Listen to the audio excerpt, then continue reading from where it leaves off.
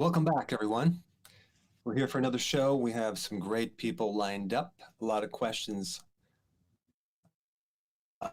lined up as well. Anything to say is that comes across as trying to bypass your medical doctor's diagnosis, just ignore that. This is just for your own personal educational information. Check with your doctor before accepting or taking any of the data that I'm going to share with you today. Yes, and I think Steve, the more I wear these glasses, I found the worse my eyes get. But of course, all day long I'm using the glasses to study, and now I'm completely blind. So I will be needing these glasses to actually read my notes here. Well, they're a fine pair, Dr. Berg, and we all appreciate the classic look that they provide. I tell you, I hate glasses. Great. So should we what do you think? Should we jump right into a question? I think we should. So we're going to ask that Stephen, all the way from Switzerland, unmute himself, and then he's going to go ahead with a great question. Stephen, welcome to the Dr. Berg Show. Thank you very much, and thank you for having me. Hello, Dr. Berg. Great to meet you in person. Absolutely. All right, so I'm going to shoot away my question, right? It's going to be a longer question. So I'm having migraines since 12 years. Mm-hmm. And I'm just going to give a small resume what I did already based on your account, actually. So I'm doing keto since 1.5 years, like extra, also full keto. I played around with it in the beginning, but now I do 1.5 years full keto. I'm doing intermittent fasting, 2 meals a day. I got also the sinusitis thing. I don't know how you say this in English. The sinus is blocked. Mm-hmm. So these two always go hand in hand together with a digestion issue. When I got the migraine, I'm fully out. And when I start to wake up again, aside from the dizziness, etc., and really not being able to move for a day, I have an extreme pain in the lower back. So after all the things that I've done, for example, the sinuses, I did the garlic wash and the lentil health, which you actually told to do, didn't help. It didn't do anything yet. The migraines due to keto and all the things with the gallbladder formula, with the supplements that I take, the kale shake, etc., lessened the migraines with I would say even 60 to 70%, but not 100%. So my question would be, what more can I do, or what am I doing wrong? Or there you go. Okay, good. So when did you first get migraines? The first time was about 14 years ago. Okay. And then here's the question, to get more clues, try to figure this out. Mm-hmm. You know, we want to know what happened just before you started to develop migraines. I mean, it was just all of a sudden, was it after something you ate or a stress event or an injury or anything? The only thing I can say, the first time that I got a migraine was when I visited the state of Florida. That explains so the right. No, I'm just kidding. It was a climate change, you know, but that was the first time that I actually experienced that kind of intense migraine. But for any other, you know, like I know the technique. I saw this already from you, you know, to look before that, and I don't find a big change, you know, like. What part of the head hurts when you get a migraine? It's mostly it hurts the most here from the nose, and it goes like this here. Okay. Have you ever had an old injury of getting punched in the nose or a trauma to the nose? Yes, as you can see here. I got a scar there. I had a car accident when I was 20. A big car accident where I hit my head here, and I punctured also a part of my intestine. That means it was broken.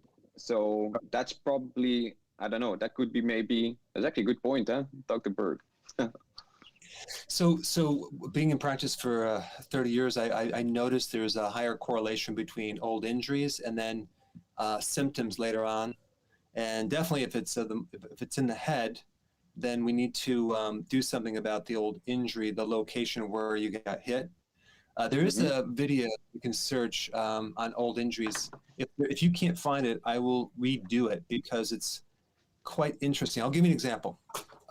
Someone had an old injury. They have literally this pulsating migraine on one side of their head.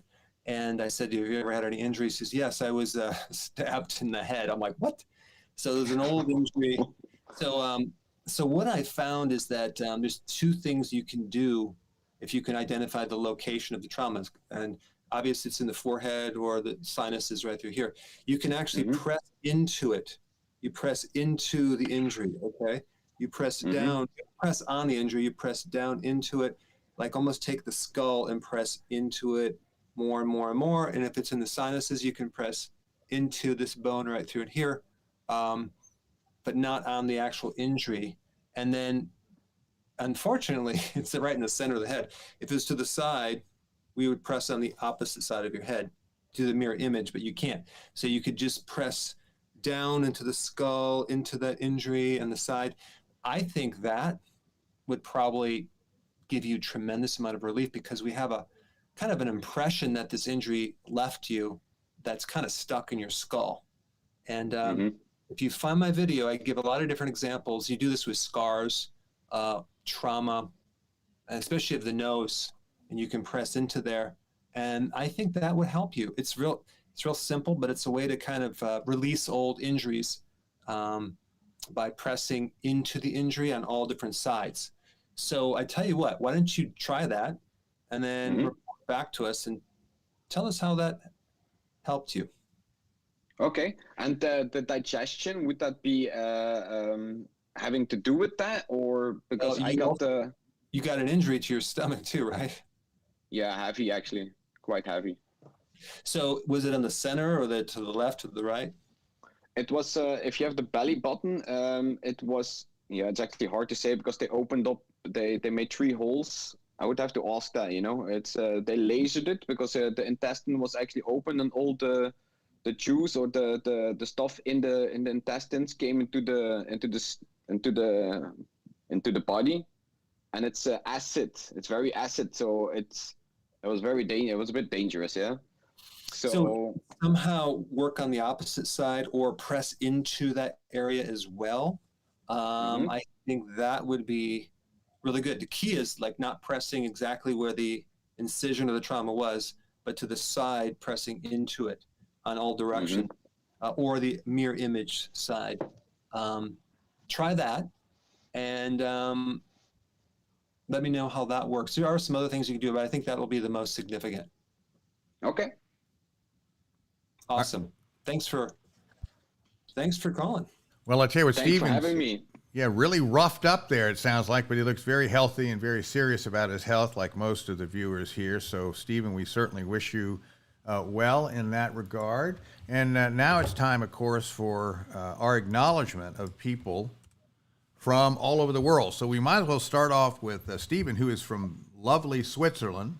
And let's see, the rest is from the UK, Canada, Iraq, Belgium, India, Algeria, Cameroon, Zambia, which I've been to. Great people there, as they are all over the world. Germany, France, Spain, Lebanon, Saudi Arabia, the Philippines, Switzerland again, Mexico, Chile, Sweden, South Africa, the Netherlands, Pakistan, Japan, Panama, Russia. Are you kidding me? Austria, Australia, Puerto Rico, Ghana, Iceland, Israel, and all across the beautiful United States. And the folks keep coming in after the fact and announcing what part of the world they're from. So, boy, what a great reach.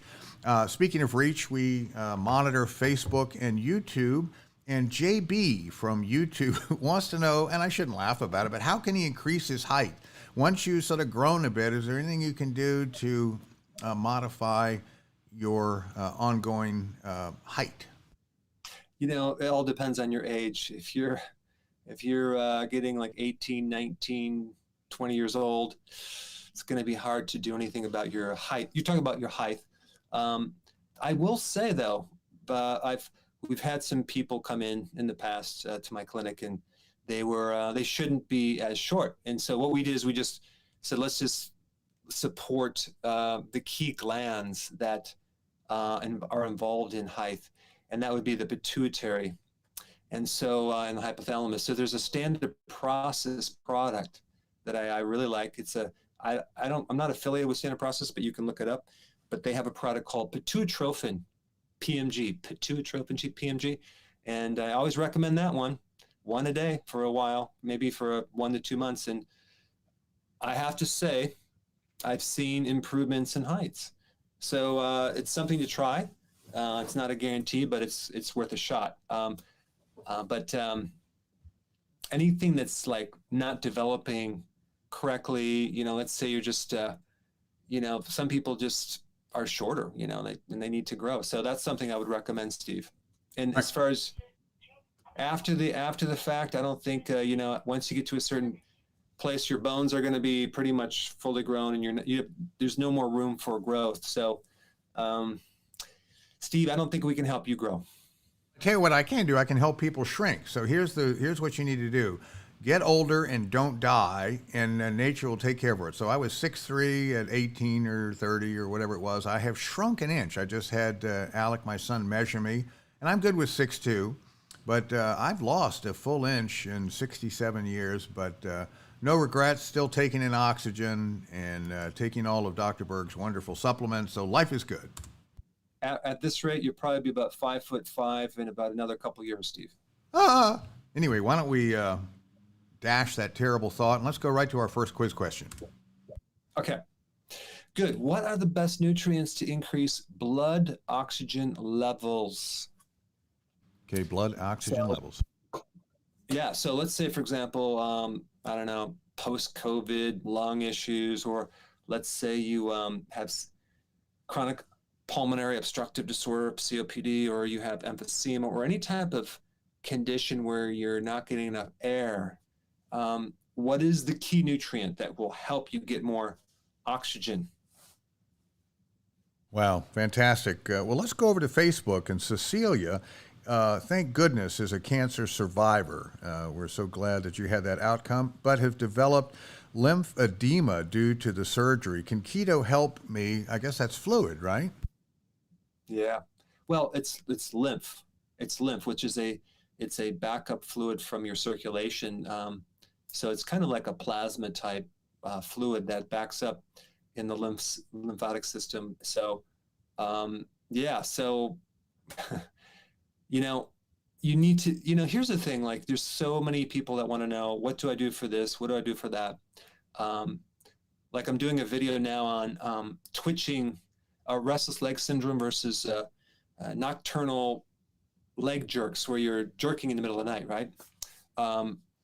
And the first thing you should always try to do is get your diet squared around first, then see if that symptom exists, because it creates such a profound thing on your body, especially when you have some strange symptom that shouldn't be here. It could be related to your diet, and it usually is. Steve, I've never had this. I've had restless leg syndrome, but I remember recently I had a dream early in the morning, and my wife was already up. She was laying there, and someone shot me a football, and I had to catch it in my dream. So she says, "What the heck are you doing?" I said, "I had to catch the football in my dream." So I guess I might have that disorder. Oh my goodness, how's her black eye after all that? I'm sure she's probably having to dodge. Hey, I didn't drop. I caught the football, so I'm good. Well, that's wonderful. Well, I tell you what, Darlene from Facebook is asking an oft-asked question, and the answer is generally good, I think. Should you count carbs and good vegetables as part of your daily carb macros? No, you shouldn't count your vegetables, the non-starchy ones, because the amount of insulin spike is so insignificant. And also, we want to encourage more greens to get more nutrients, potassium, vitamin C, phytonutrients, and some of the fiber for your gut. So we don't want to restrict that. But I found people, if you get all those nutrients and you do the healthy version of keto and you support your gut health, unless you have a issue with that, you're going to look healthier as you lose weight. There's a lot of diets out there that people try and they just don't look healthy. They look kind of withered and, they lost weight, but they don't look vibrant. So wow, that's interesting. Well, Dr. Berg, I'm suddenly going to selfishly ride on Gary from Facebook's question. He gets visual migraines. So have I. He says his lasts 30 seconds. Mine last about 20 minutes. There's no pain, but boy, are they bizarre. And I've had them so severely that I have to pull over. I can't drive because of the patterns that develop in my visual area. Very weird things. So anyway, but Gary's the guy paying the bills here, so he wants to know. It gives me kaleidoscope vision. That's right. It's really bizarre. I have done several videos on migraines and different headaches. And so this is from a Facebook question? Yes, sir. Okay. Yeah, so there's a whole list of things that could cause this. But, I tell you, the digestion connection is huge. So I would start with that. And the gallbladder connection is huge. So if there could be something maybe you ate that triggered the gallbladder or the bile ducts that could create a little ear issue and shoot right up through what's called the phrenic nerve that goes up to your neck, up into the head, especially if it's on the right side. That would be a clue. So I would suggest watch that video because there's many different causes of headaches, but I think that's the most common one. And the other one is just an old injury to your head. You might not think that's related, but you'd be surprised. An old injury can come back and kind of create a headache later in life, especially when you're under stress. Well, Inez from YouTube concurs with big exclamation mark. He has it too. I think it's fairly prevalent. Also, what is prevalent is our wonderful audiences jumping right on our quizzes. And the quiz question was, what are the best nutrients to increase blood oxygen levels? And everyone says, or rather 40% say nitric oxide, 20% say zinc, 20% say chlorophyll, and 20% say iron. Any winners? Well, I should have rephrased the question to the one single nutrient, which I think I did, but you guys added an S to that. That's fine. Oh, dear. But the number one nutrient that increases oxygen levels would be zinc. Oh, good. Zinc. Zinc allows the binding or the affinity connection of oxygen to the protein part of your blood, hemoglobin. So more zinc will help you breathe better. But there's some other nutrients that will also help, and I stay tuned for the video on that topic. All right, that's terrific. Why don't we kick off the next question? All right, which contains more nutrients in vitamins, specifically vitamins, vegetables, or organ meats? All right, audience. Now, I did ask this a long time ago, but I wanted to see if you guys are tracking with me, if we have a kind of a new crowd here of people that are logging on. Well, that's interesting. I can tell you there are some new people, and why don't we go to Will, who is in Texas. And he said he's had a beautiful summer, but it's gotten a little toasty as of late. And Will, I trust that you're unmuted, and welcome to the Dr. Berg Show. Thank you. Thank you, Dr. Berg. Glad to be here. My question is, I do through hiking, things like the John Muir Trail or parts of the PCT at Pacific Crest Trail various times. And how is keto compatible? How could I'm starting to, I have found you online and started following you and wondering how could I do keto and maintain my energy on these long hikes?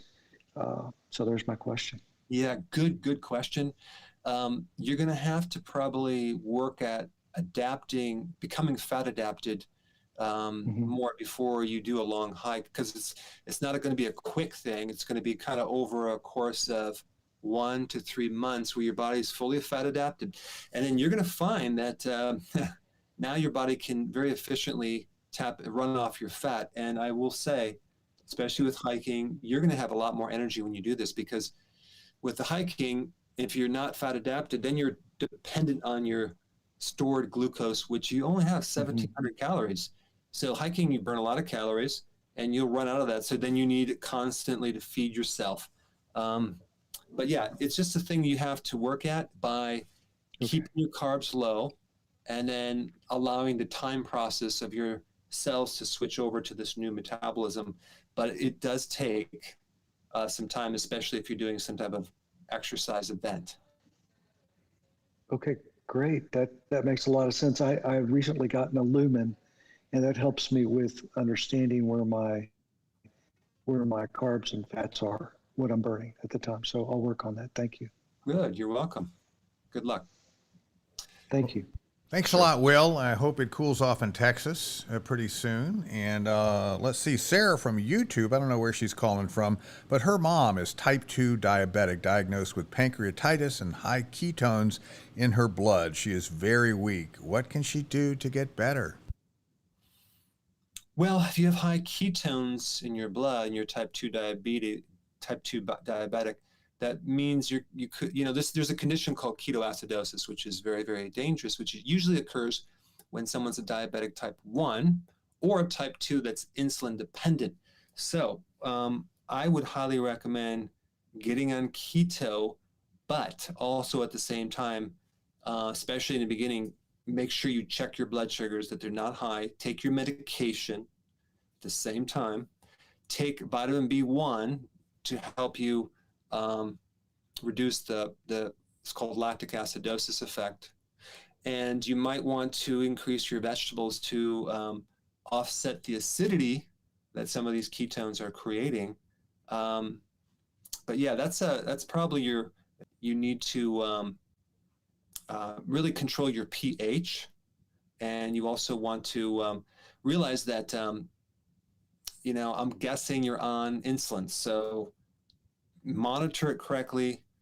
The problem comes in when you ignore your blood sugars and they go really high and you don't take your insulin, and now your blood sugars are so high and you get ketoacidosis, and that's the problem. So you must first make sure your doctor's keeping your blood sugars in a normal range with your meds, and then slowly add the keto, and then to the point where you can kind of get out of that danger zone, because type 2 diabetics benefit greatly from keto and intermittent fasting.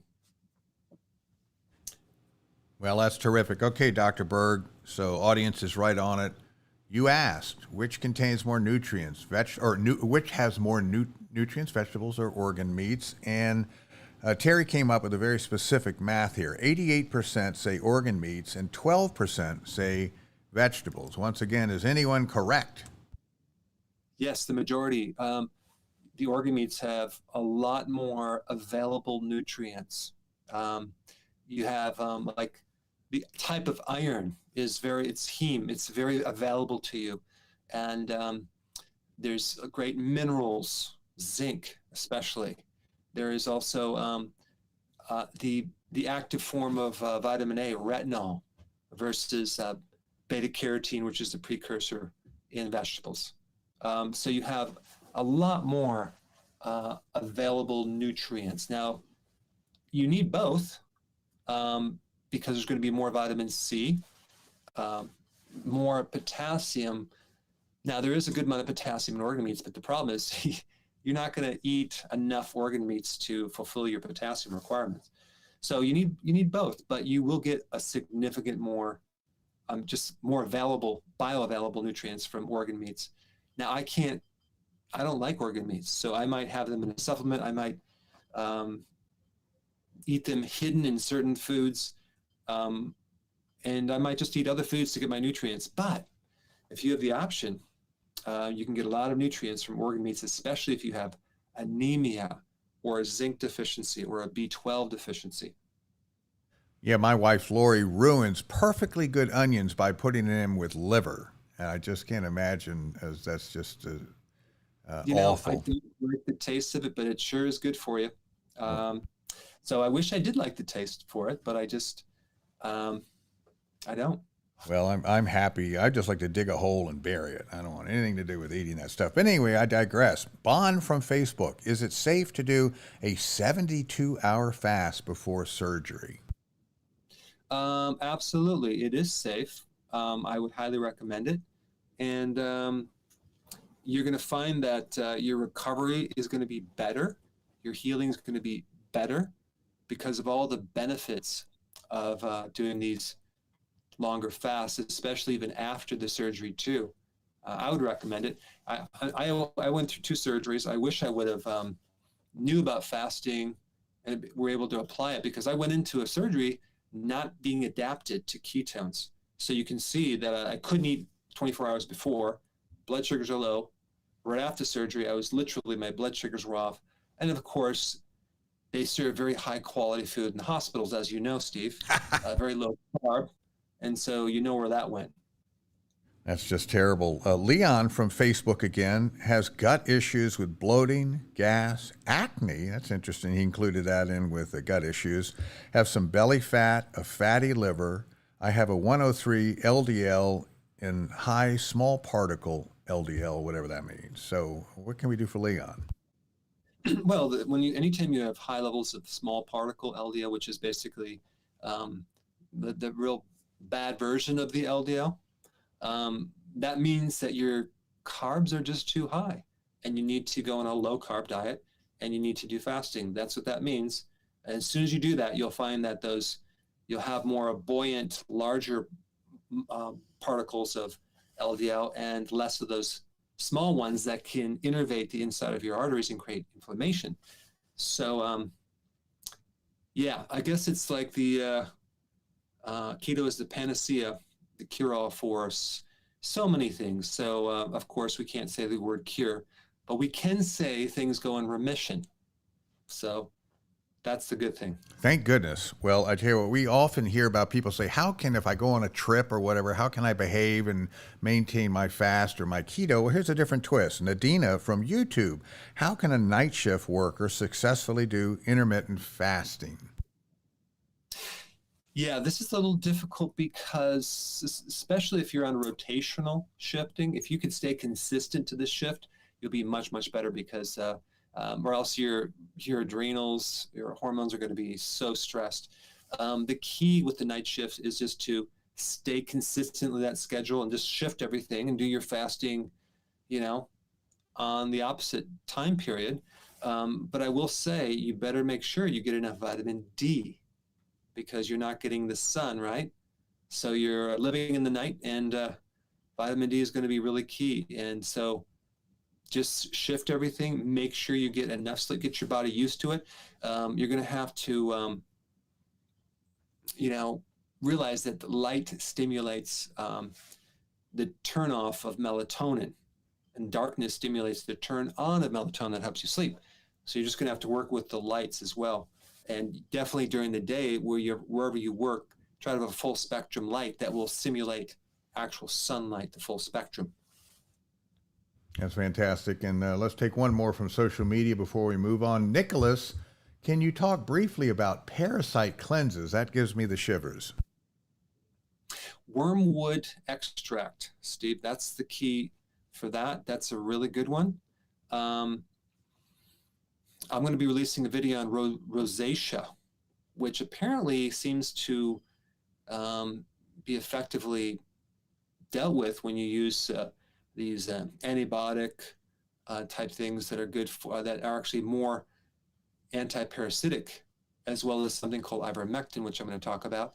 But the point is that wormwood would be the best anti-parasitic type thing, and it specifically improves also a condition like what's that called?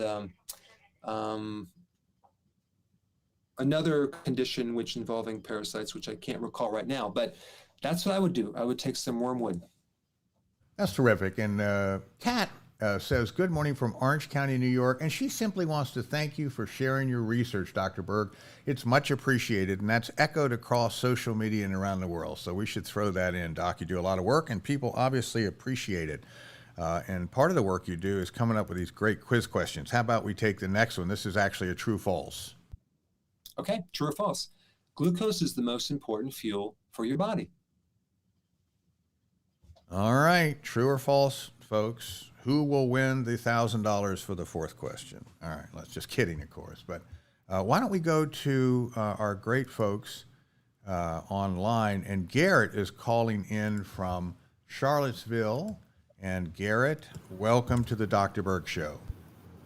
Hey, Dr. Berg, appreciate you having me on. So I'm a 20-year-old from Charlottesville, Virginia, and I did intermittent fasting starting back in February for purposes of cancer prevention. I've got metastatic Ewing sarcoma. It's a form of bone cancer. The first month of this fasting, I felt great. I could focus. I had more energy.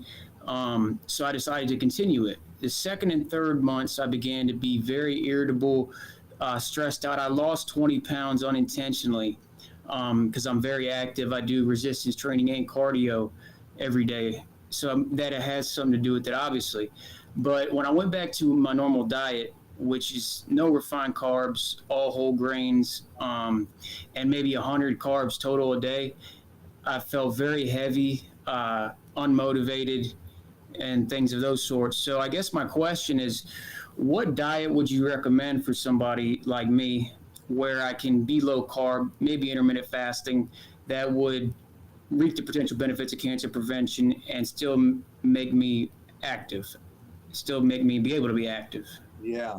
Well, I'm sure love when people bring up the cancer question because, I can speak freely on social media about that topic, being very sarcastic. I would just have you realize that the key with you is to support and protect your mitochondria as much as possible. Now, what does that mean? It means to watch all my videos related to this topic and then start consuming foods that support the mitochondria.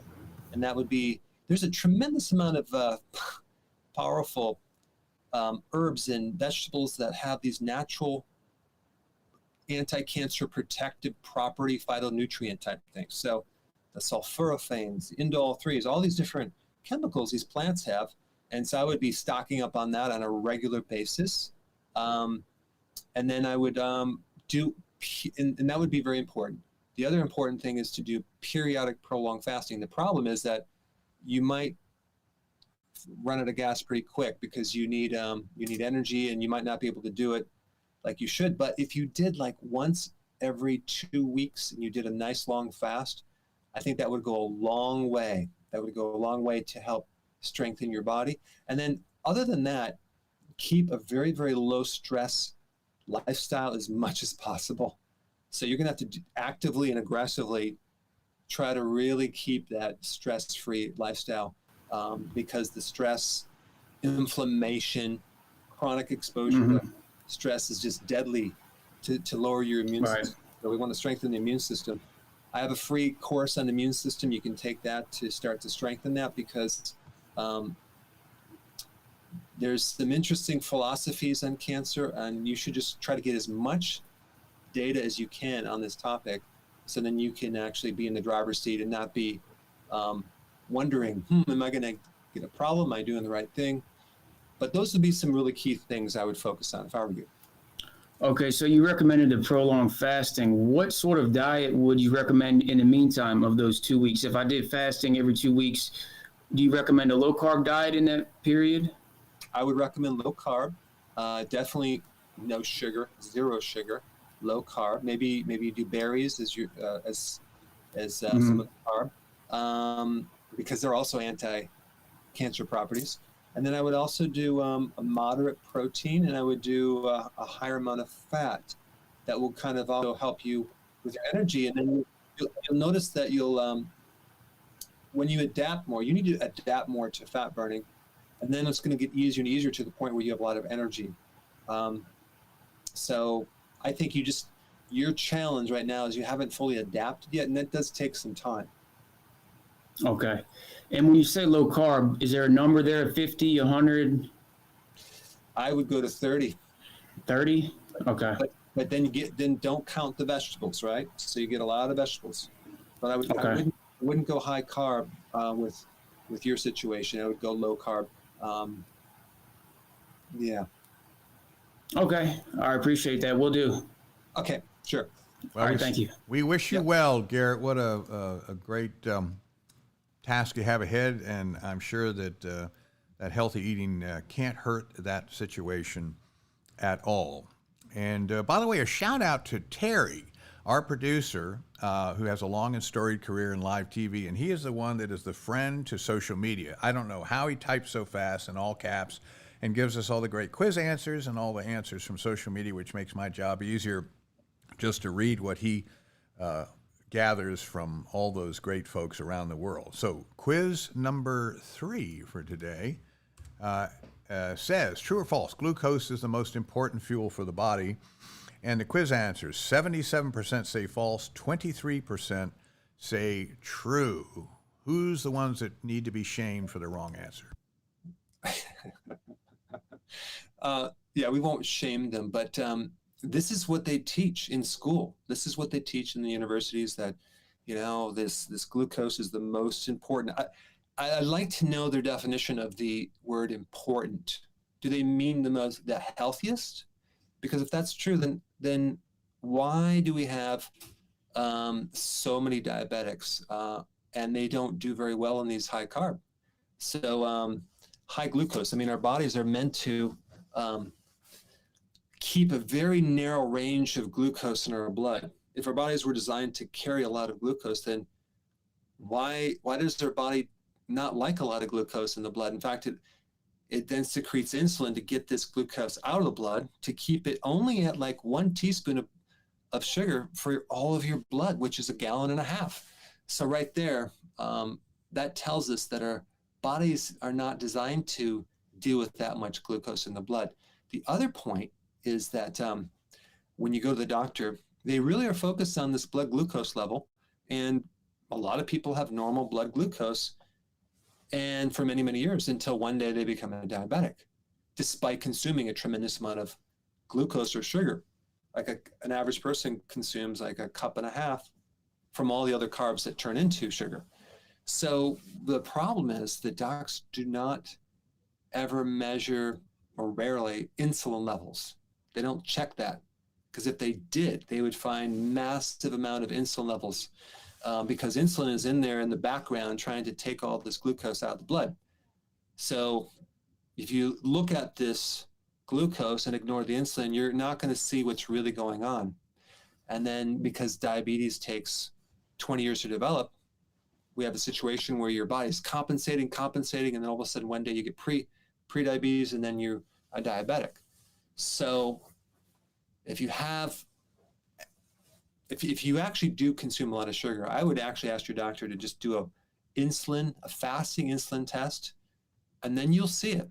And if your insulin is high, then we know your carbs are way too high. You need to lower that. So, Steve, that was the long answer, but glucose, our bodies naturally do better with ketones. And so a lot of problems clear up when you go on a keto diet. When you go on a high carb diet, you don't have a lot of health problems clear up. So what does that tell you about the most important fuel of the body, Steve? That's my question for you. Yes, if you eat tons of sugar and your feet fall off, that should be a clue. And there's a terrible, shouldn't make light of that, but diabetes takes an enormous toll on people. They go blind, their toes turn black and fall off. That's a hint, if I've ever heard one. But speaking of fasting, when your feet start falling off and your toes start falling off, that's a subtle hint that you need to go low carb. I think so. But hopefully, a little bit before those problems occur, and there's a lot of people adapting to that. So, Amber from Facebook, what can cause you to get sick to your stomach and throw up after 24 hours of fasting? Well, it's just all the alcohol that someone drinks. That will do it. But also, too, it's like what happens when you do fasting.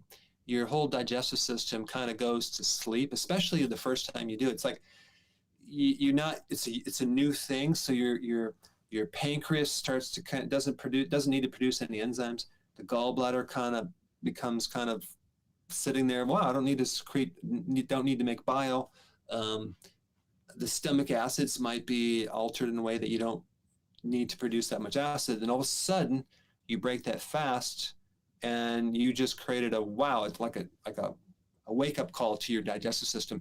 And this is why it's very important to break a fast with a very small amount of food at first, just a very small, maybe a little bit of cooked vegetables. Wait 2 hours, add maybe a little bit of egg.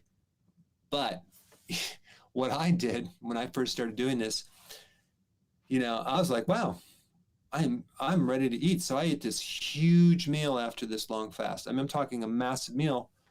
And boy, that was a big mistake because my system couldn't even deal with it. So you want to slowly, gradually add food in there, and then you won't vomit, Steve. Well, thank goodness. Well, I tell you what, Laura from Facebook, this is interesting. I'm desperate. My eating disorder started when I was 8. By college, I was down to 500 calories a week. All of this has left me unable to lose weight. Now I am an obese anorexic. So that's really interesting. I will submit, though, that my wife hates me when we go on a dual diet, so to speak, because I can lose about 3 times as much weight as she can with a given set of sort of parameters around we eat. And I love that, but she does not. But anyway, so Laura's having some issues here. What could cause her not to be as efficient at losing weight, even though she's downing her calories? Well, I ran into this with people when I was in practice where they're literally not consuming anything and they can't lose weight. So this has to do with just what happened is she created a situation where her metabolism is just shutting down. And I think to reestablish the metabolism, she needs to focus on insulin resistance, improving insulin resistance. And I've done a lot of videos on this. But she may have to do the one meal every other day program for a while and making sure she takes all the other nutrients so she doesn't create a nutrient deficiency. So she's going to have to learn about that, but one meal every other day, that and add the exercise, the sleep, the stress reduction, and kind of pull herself out of that situation to the point where her metabolism can kind of be reset. That's what I would recommend. All right, well, that's terrific. Ariana, from Facebook. And this is a little scary when you first have it. What can I do for heart palpitations? I first got the first sort of weird thump when I was about 40, and I thought I was dying. I wasn't, but they're kind of scary. It makes your heart go all over the place. What can Ariana do for that? I've done some videos on this. This is a very interesting topic. There's quite a few different causes. Of course, you want to start with the electrolytes. Start taking electrolytes, some good amount of potassium, magnesium, that usually will help you. But there's also another thing too, the EMF waves from your cell phone, especially if you're, like women sometimes they might slip this in their bra right over their.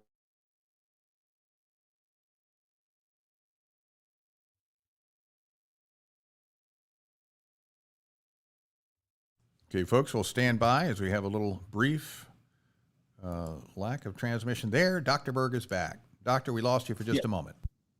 Did you hear what I said about this? Oh, you kind of teased it and then you froze, but the cell phone, why don't you recap that for us?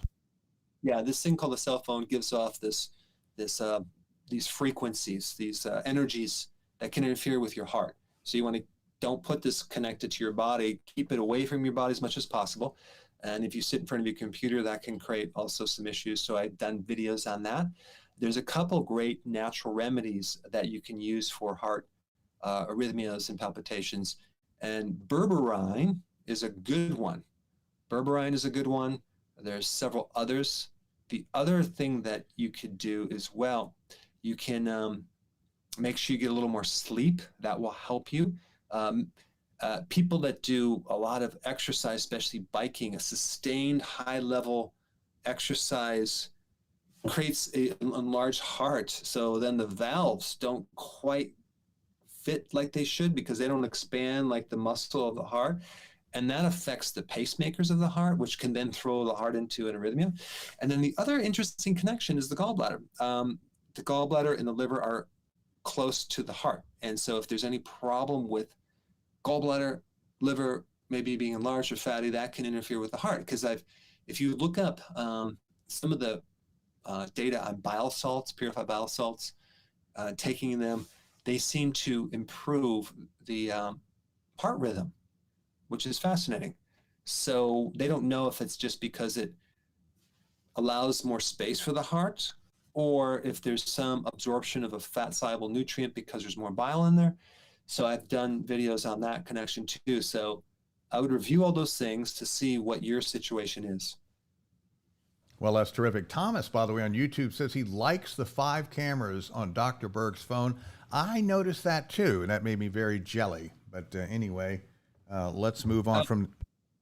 Yeah, that thing, I'm sure, emits great amounts of radiation. You could probably launch on Russia with that darn thing. But anyway, why don't we go to the next question? Yeah, well, Karen's laughing over there. She's sitting right there. So, okay, so next question is, what deficiency is behind muscle jerks at night? I'm not talking about kick the jerks out of the room. Karen says kick the jerks out of the room, but that's not the answer. We're talking about muscle jerks. I right? miss Karen. Or the nocturnal, they're called nocturnal, but they're basically, you're sleeping and you got these little jerks through the night, maybe every 40 seconds or 20 seconds. Okay, those are physical jerks, not actual jerks. Okay, well, that is something else. So let's see now, where were we? So there, we got the question up there. So audience, have at it, and let's go back to another question. Navdeep from YouTube, is it okay for men to take inositol and choline for brain fog? Yeah, it's okay to take it. The question is it the best thing to take? I will say that choline is really good for a fatty liver. And it's also good to build up certain neurotransmitters in the brain as well. And inositol, the same deal. It's not the most potent 2 remedies for the brain. It wouldn't hurt. They were once considered like B vitamins, but now they're not. But they're both vitamins that can actually strip fat off. So they're fat soluble. So they're good with the myelin sheath with your nervous system. They're good with a fatty liver. There's a lot of different benefits from them. But I think the best thing to do if you're trying to improve your brain would be, number 1, fasting. Number 2, low carb. Number 3, vitamin B1. 4, vitamin D, and then zinc. Those would be like way, way more important. And of course, the omega-3 version, like DHA, which is a type of omega-3 fatty acid, that would be vital too. Well, that's wonderful. And by the way, the most patient person on the show today is Nicanor, and that's how he pronounces his name, from the Bronx, wonderful Bronx, New York. And he is on with us and has a great question for Dr. Berg. Welcome to the show, Nicanor. Hi, Dr. Berg. Thank you very much. So I'll just get right into it. So I've been seeing a chiropractor, and he has been adjusting my body to try and drain something that I have called a syrinx. I have something called syringomyelia. So, and it's causing other kinds of issues like retrolisthesis and disc desiccation, bad posture. He can't even tell me what's actually causing the burning and the tingling. And I'm not sure what's causing it either. But I know this person who, in addition to the syrinx, she also has dysautonomia, which was a result of it. She's also, and she heard that she had dysautonomia after speaking to her neurologist and her cardiologist. And after the neurologist and the cardiologist spoke together, they determined that the burning and the tingling came from her dysautonomia. I don't have dysautonomia, but the cardiologist gave her what she calls a cocktail of beetroot, arginine, citrulline, coenzyme, alpha-lipoic acid, L-carnitine, methylfolate, B vitamin complex, and turmeric. After taking all of that, the tingling, burning, and numbness went away for good. So my question is, what exactly can you tell me about maybe why I have burning, tingling, and numbness, and how that benfotiamine product can help me? I know you had very specific things to say in the video about the benfotiamine, but I'm curious to know if it can help with this burning and tingling and how it relates to the myelin sheath in the nerve. Yeah, so this is something I would just try because you have a very unique situation. But what happens with peripheral neuropathies is you have the wasting away of the myelin, which is the coating around the nerve, right? We have this coating like it's a wire that then becomes, like here's a wire right here. And the wire then starts to erode, and all of a sudden we have this electrical issue here that can then create a lot of different sensations, from numbness to burning to whatever. So benfotiamine it was developed in Japan to address neuropathies, burning, tingling type things from not just nerves from diabetes, damage from diabetes, but from also chemotherapy and other causes. So benfotiamine is different than the regular thiamine or B1 in that it's fat soluble. It is synthetic, but it doesn't seem to have any side effects. So it penetrates the myelin sheath and the nerves by a factor of 25x more than regular water soluble thiamine. So it's a really good thing for the brain. It's good for the nerve. And it also acts as a very powerful antioxidant. In fact, diabetics that take it can relieve the complications of diabetes, not necessarily the cause of diabetes, but the complications. So all of a sudden their nerve pain goes away, their vision gets better, their kidneys do better, their heart does better. Alpha lipoic acid is another real great thing. It's for antioxidants to help reduce the complications, because what's happening is we're getting this severe oxidation or rusting away of your nervous system. So we want to stop that. Benfotiamine will stop that. And if you add alpha lipoic acid together, I think those two would be dynamite to help you help reverse that condition and reduce the symptoms. That's what I would try anyway. You'd want to take higher amounts of it. So benfotiamine, you'd take like 4 tablets spread out through the day. And then alpha lipoic acid, same thing, 4 through the day.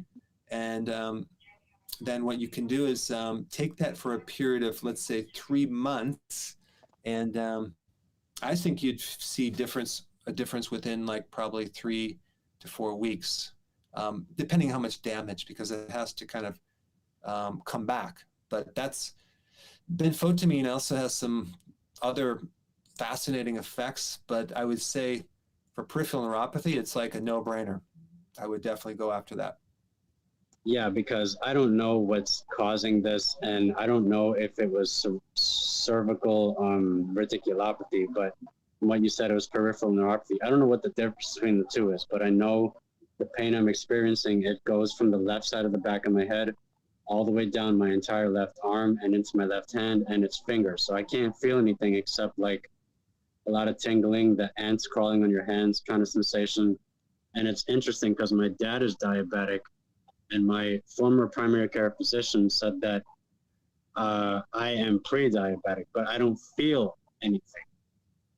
I would also get your fasting insulin test. There's a testing called HOMA, HOMA-IR, HOMA, as in insulin resistance, IR. But get that test done. That will tell you what's happening if you have insulin resistance. But even though you don't feel pre-diabetic, you need to get on keto and especially intermittent fasting, because you're going to find that you'll have such a spike in healing and repair of all sorts of unique symptoms and conditions with fasting. The other point too, if there's problems in the neck or the head, whatever, there's also something called a referred problem, usually by the pancreas or the digestive system. And you want to look at that too, because so many conditions in that location can occur from digestion.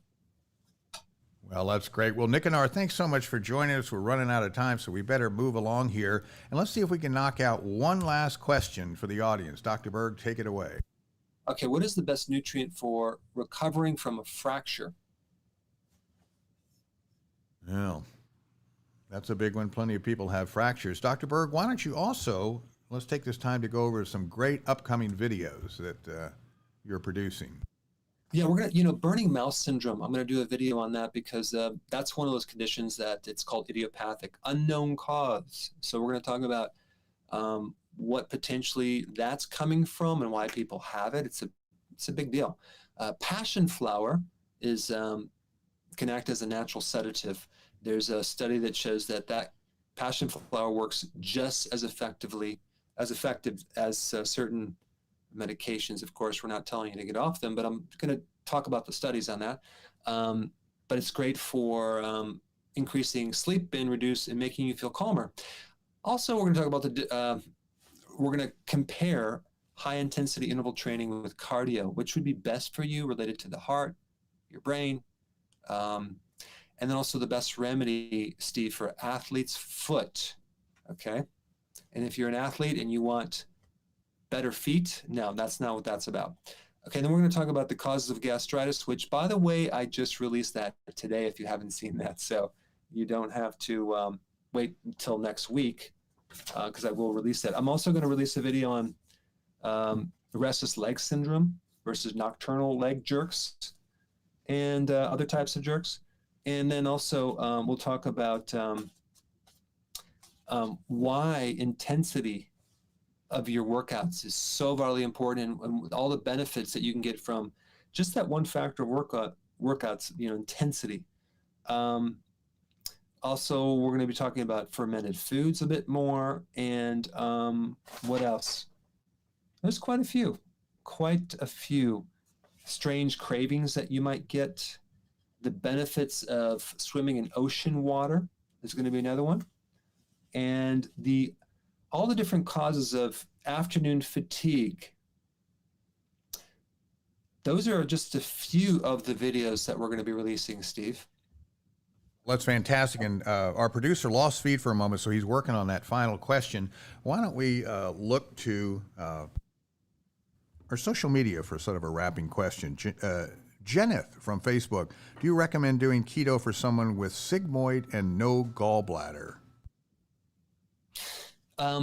Yes, but what you're going to do, you're going to have to probably add some purified bile salts, because now you don't have the concentration of bile, which means that you're not going to have the full capacity to absorb vitamin A, vitamin E, vitamin D, vitamin K2 and K1, and so you may be deficient down the road. So if you just add that, I think you'd be good to go. But yes, you want to do definitely, because when you do low carb, a little bit higher fat, that will improve the production of bile.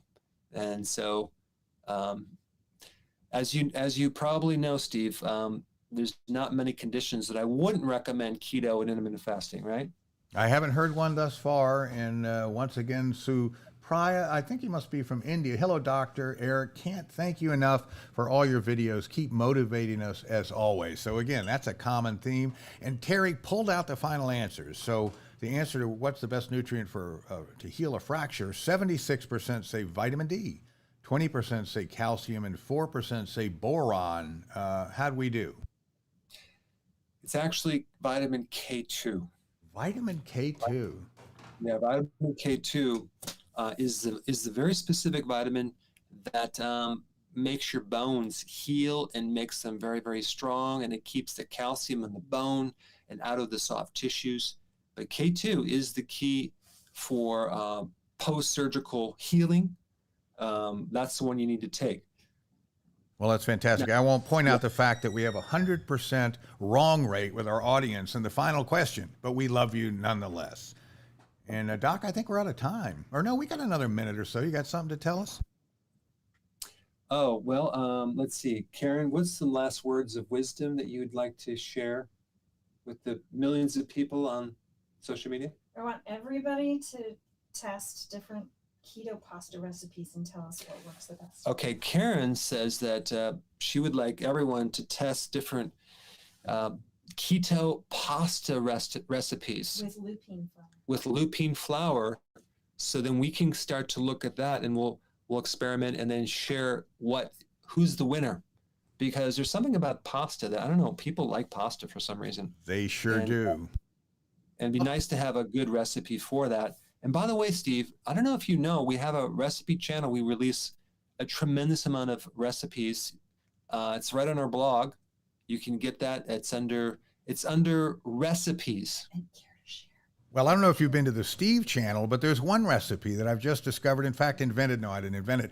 It's keto friendly. Whipped cream with an approved sweetener. I whip it up and then put it over blueberries. And I tell you what, I giggle like I'm cheating. It's so good, but there's really very few carbs in that, right, Dr. Berg and Karen? So whipped cream and blueberries with an approved sweetener is heaven on earth. That's awesome, Steve. And also if you guys can also spread the word on these videos, spread the word, tell other people, especially if you're someone you want to help, just spread the word, because there's a lot of information out there that can help them. So keep doing that. And also, if you have a success story, which you probably do, upload it on our website, because I'm reading these success stories and they're just literally amazing. So until next week, keep watching the videos, and I will see you very soon.